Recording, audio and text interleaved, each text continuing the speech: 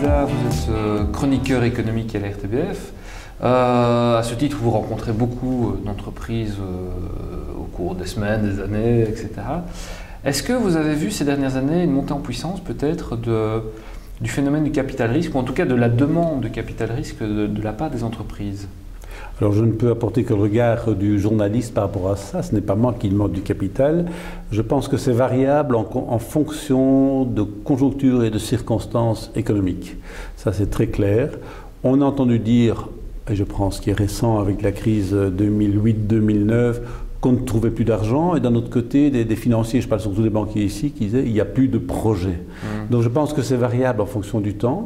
Il est clair que quand tout va bien, qu'il y a un secteur qui boom, et là je reprends l'exemple par exemple des valeurs technologiques, tout le secteur technologique à la fin des années 90, donc du siècle dernier, à ce moment-là la demande était énorme, en tout cas on le disait comme tel, tout le monde courait dans tous les sens, il y avait pas mal de sociétés de venture capital qui se sont créées, qui n'existent plus nécessairement toutes maintenant parce que les réveils ont été un peu durs, quelques feux de paille, on en a connu plusieurs, donc je pense que c'est variable, je ne sais pas s'il y en a plus maintenant qu'aujourd'hui. Ce qui est certain, c'est qu'avec la crise qu'on a vécue, peut-être que ça va relancer la demande quand il y aura une reprise des entreprises, et peut-être que l'entreprise ira plus facilement ailleurs que simplement à sa banque, parce que les venture capitalistes veuillent ou non, on va d'abord voir la banque et puis après on va voir éventuellement pour le capital. C'est ça, oui c'est ça, c'est un espèce de réflexe traditionnel au final. Un réflexe automatique parce que c'est le premier interlocuteur financier de l'entreprise. Pourtant là aussi on entend énormément de complaintes au sujet justement de la frilosité des banques, tout à fait, qu'elles ne comprennent pas nécessairement les projets qui leur sont amenés. Tout à fait, moi je ne peux pas tirer de conclusion, mais j'entends les deux plaintes, j'entends la plainte et on le lit comme journaliste régulièrement, la plainte des entreprises qui disent oui, ben, le banquier maintenant est de plus en plus frileux, il me demande de plus en plus de conditions, je dois me déshabiller, enlever mon pantalon, tout le bazar, enfin on connaît toutes les expressions.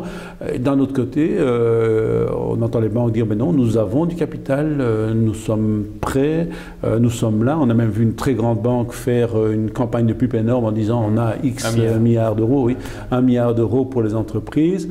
Alors évidemment, ce n'est pas sur les montants que se pose le problème. J'imagine que l'argent est là. Le problème, effectivement, c'est sur les conditions qu'on met derrière, tant celle de la banque d'une part que celle de l'entreprise d'autre part. J'imagine que c'est là que le match se fait difficilement et qu'il faut trouver. Quelqu'un me disait tout à l'heure qu'il y avait un problème peut-être aussi de connaissance du monde du capital risque de la part des entrepreneurs, qui parfois ont une vision un petit peu classique, qu'on a tous peut-être dans la population, c'est-à-dire on démarre une entreprise, on a le capital de départ, on va voir son banquier qui permet d'acheter la machine et puis ça démarre comme ça.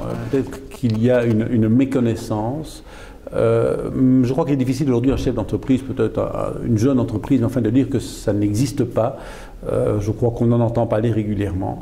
Je me demande si personnellement le blocage n'est pas ailleurs, et je me rappelle d'un exemple très clair. C'est une entreprise qui n'existe quasiment plus aujourd'hui, qui il y a une quinzaine d'années était vraiment en pleine croissance.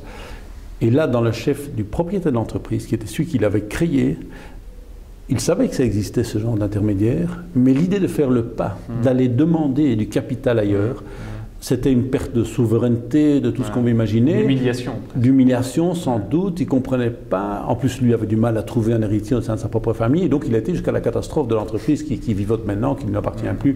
Bon, bref, etc.